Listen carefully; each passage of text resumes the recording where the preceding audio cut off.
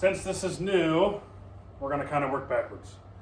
We're going to talk about how to factor binomials, how to solve them using the zeros or the roots, and we're going to just solve them already factored. So, like I said, we're going to work backwards. These two equations here are already in factored form. So this is going to be what we want at the end when we look at a polynomial and we factor it, okay? So when we look here, and this is in factored form, the only way that we have to do this is A, we have to split this up over here.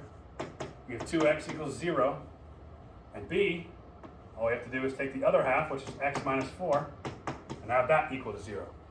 Now all we have to do with these two is we just need to solve for x in both situations. We know when we divide by 2 here, we know x equals 0. We know that when we add 4, we know x equals 4. So those are our two answers. Those are our zeros for this factored form equation. Again, all we have to do is we take the part that's not in parentheses, split it off, have it equal 0. We take the entire parenthesis, split it off, have it equal 0, and we solve. We have 0 and 4.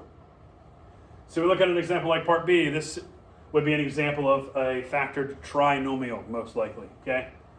But since this is already in factored form, all we have to do is take these two and split them up and have them each equal 0. So we have x minus 3 equals 0. We have x minus 9 equals 0. Now, all we have to do is solve both equations. We add 3. We have x equals 3. Then we add 9. We have x equals 9. So, I mean, that's the only thing you really have to do once you've already factored it. So this is what it's going to look like once you factored it. All you have to do is set both situations up to equal 0, and you have your answers. Now, you can always check your answers here. You could plug these x's in for x and x, or this x in for x and x, and it will equal 0. For instance, if we plug 0 in here, 2 times 0 is 0. And if we plug negative 4 into here, 4 minus 4 is 0.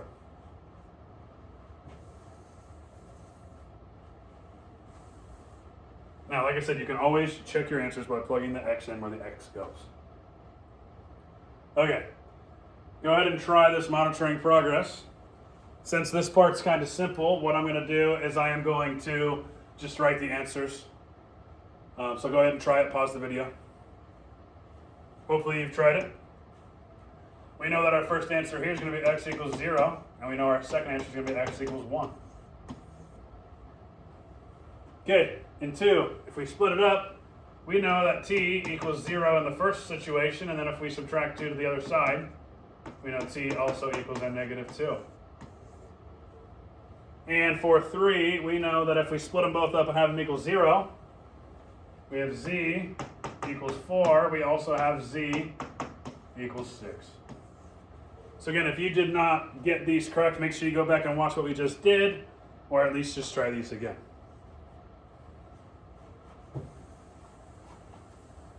And again, I mean, these are already in factored form, so solving them, I mean, I'm not going to say it's easy off the bat, but once you do it enough times, it becomes pretty simple. Okay, this is kind of the same thing. These are in factored form already. We're going to do the exact same thing we did. Now, when we look at A, the thing that I want you to notice is we have a 2x, a 2x, and a 7 and a 7. They're the same. The only differences are addition and subtraction sign. Now, that being said, you can still split these both up, have them both equal 0, and solve for both of them. Or, since we know they're the same, we're just going to have the same answer, but one positive and one negative.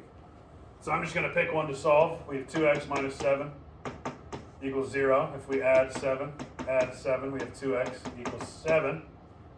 If we divide by 2, we have x equals 7 over 2, or 3.5. Okay. Now, if we did it again with the other one, we would get a negative 7 over 2, or 3.5. So what I'm going to do here is I'm just going to put a plus or minus on 7 over 2. And again, if you have 3.5, that's totally fine too. Now, like I said, if this does not make sense, if the plus or minus does not make sense, you can still split these both up and have them equal 0 and get a positive 7 over 2 and a negative 7 over 2. You don't have to do exactly what I do every single time. I just want you to be able to get the right answer. Okay, we look at part B. We know that this square tells us, really, we have x minus 1 times x minus 1 equals 0. And if we're going to do it like we did up there, we would split these two up. Well, guess what? They're both the same thing. So really, we only have to solve one of them because it's going to be the same answer twice. So we have x minus 1 equals 0. We're going to add 1 to both sides. X equals 1 in both situations. And again, you can plug this back in to make sure it works. We know 1 minus 1 is 0 and 1 minus 1 is 0. So 1 is going to work here. Okay, so we look at part C, and we have 3 of them, but guess what? We're going to do the exact same thing. We just split them up. We have x plus 1 equals 0. We have x minus 3 equals 0. And we have x minus 2 equals 0. Now all I have to do is solve them all. We know this is x equals a negative 1. We know this is x equals 3. And we know this is x equals 2. Again, all we have to do when it's already factored is split them up into each individual sections, have them equal 0, and we have our answers. So in this situation, we would have 3 answers, right? We'd have 1 answer and 2 answers. Sometimes your answers are going to vary. You just have to know the rules of polynomials. And eventually, when we factor, you're going to have to remember the rules of exponents as well. Okay, go ahead and try the monitoring progress. They're not all going to be kind of the same. Okay, so hopefully you've tried it by now. We know that if we split these up, we're going to get s equals a negative 5 over 3. And we know we're going to get s equals a negative 8 over 5. And again, all we had to do was take this out, have it equal 0. Take this out, have it equal 0. Solve both equations, and we get our answers, right? Now, if you put these in decimal forms, that's okay, except this one, since it's over 3, it's going to be a repeating decimal. We know repeating decimals aren't accurate if you round up, so I'd rather have you leave it as a fraction. Okay, we look at number 5. We know that b plus 7 is listed twice. We know there's only one answer, and that is a negative 7.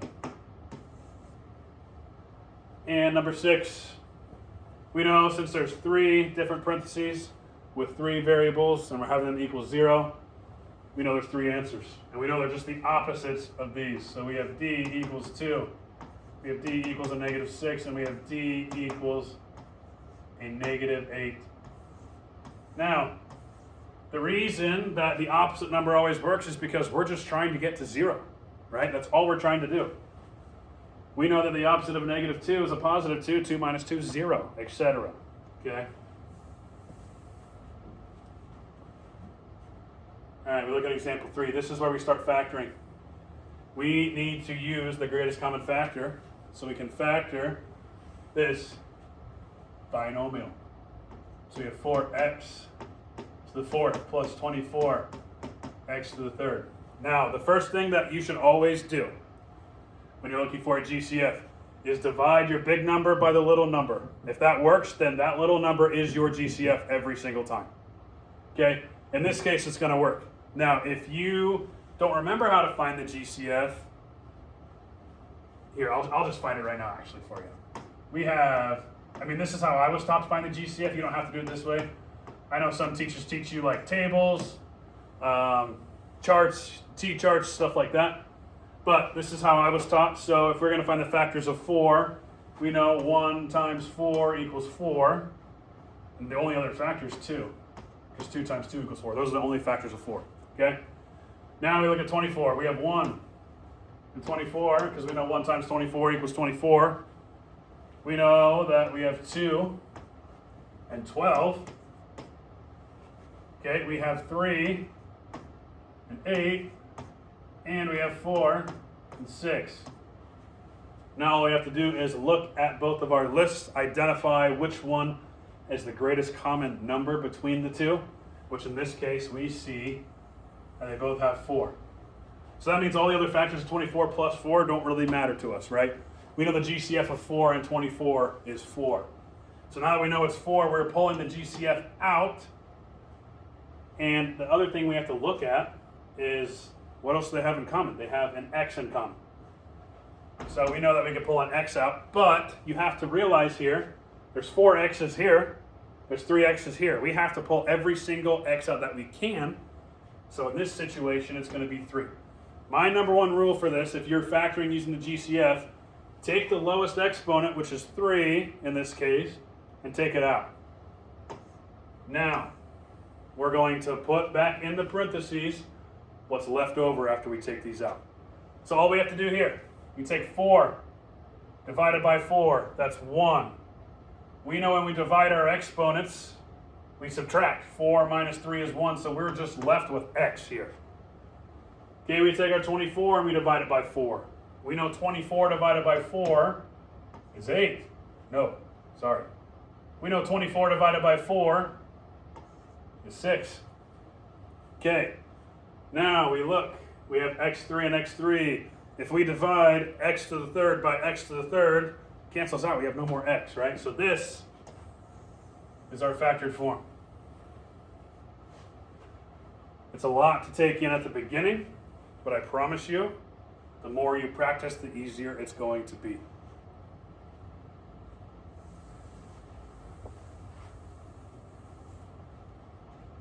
Okay. The monitoring progress. I'm going to go ahead and do this top one with you, and then I'm going to have you do the other 2 on your own. So we have right here 8y squared minus 24y. Again, the first thing I say is you have to divide the big number by the little number, and if that works evenly, which in this case it does, 24 divided by 8 is 3, then we know 8 is our GCF. So we pull 8 out. We also know they both have a y, and the lowest exponent on the y is 1, so we just leave it as it is. Okay, now we just put back in the parentheses what we did not take out. So we took the 8, and we took one of the y's. That means we are left with just one y. Minus, we keep that minus sign there. 24 divided by 8 is 3. And since we took the y out, there's no more y. So this is the factored form. Okay, go ahead and try the next 2 on your own.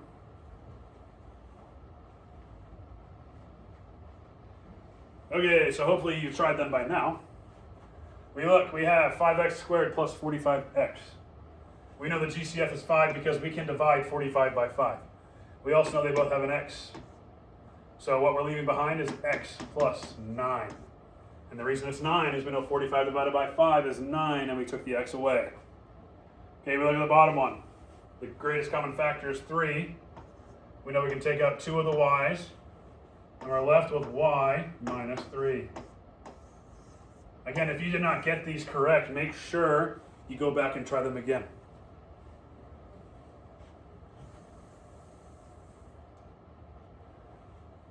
Okay, when we look at example 4, we are just putting everything we've learned together. Like I said, we were working backwards. Well, now, these are the problems that you're going to see most of the time. Solving equations by factoring.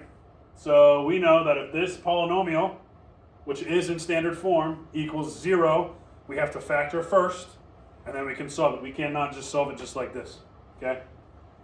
So we look. The greatest common factor of 2 and 8 is 2. They also share an x. Since our lowest exponent is 1, we're leaving it like that. Now we divide 2x squared by 2x. All we have left is x. Plus 8x divided by 2x is 4. And like I said, since it equals 0, we can split them up and solve just like we did in example 1. We have 2x equals 0. We have x plus 4 equals 0. We know we're going to get 0 here, so x equals 0. And we know that when we subtract our 4, x equals a negative 4 here. So we've just put all 3 things that we've learned together into one. If it's in standard form like so, we need to factor it, then we need to split it up and solve for the zeros or the roots. And like I said, you can plug these back in and see if it works. If we decided to plug this negative 4 back in for x and x, 2 times the negative 4 is a negative 8. We know negative 4 plus 4 is 0. 8 times 0 is 0. The same thing works for 0. 2 times 0 is 0. 0 plus 4 is 4. 0 times 4 is 0. So they both work. Okay. We look at part B. It's kind of the same thing, except it doesn't equal 0. Since it does not equal 0, the only way that we can factor it and solve it is having it equal 0 first. So what we have to do is we need to subtract this 15n from both sides, so that way we can have 6n squared minus 15n equals 0. So now we can factor. Now the thing about this is we cannot divide 15 by 6, so that means we have to find a different GCF. Now, like I said, you can list it out and find the GCFs. You can also just kind of think in your head, you know, I can divide 6 by 2. Can I divide 15 by 2? No. I can divide 6 by 3. Can I divide 15 by 3? Yes, I can. And you can't really divide 6 by anything else. So we know our greatest common factor is 3. We also know they share an n. So now we have to leave our leftovers back in there, right? So we know 6 divided by 3 is 2. And we're leaving one n behind. Bring our minus sign down. 15n divided by 3n. That is just 5. Because remember, we took that n out and put it here. Now that we have it factored, we can split them up and solve for our zeros. We have 3n equals 0. We divide by 3. N equals 0. Okay, over here we have 2n minus 5 equals 0. We know if we add 5 and divide by 2, we get n equals 5 over 2, or 2.5. So we have 0 and we have 5 over 2. Those are our two answers for this equation. Okay, again, like I said, make sure that if you are not understanding or if I'm moving too fast, you go back and watch, or you slow it down, or whatever you need to do.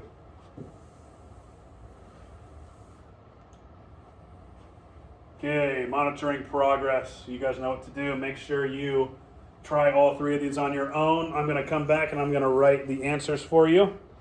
And if you get them wrong, make sure that you do them again. So go ahead and try them.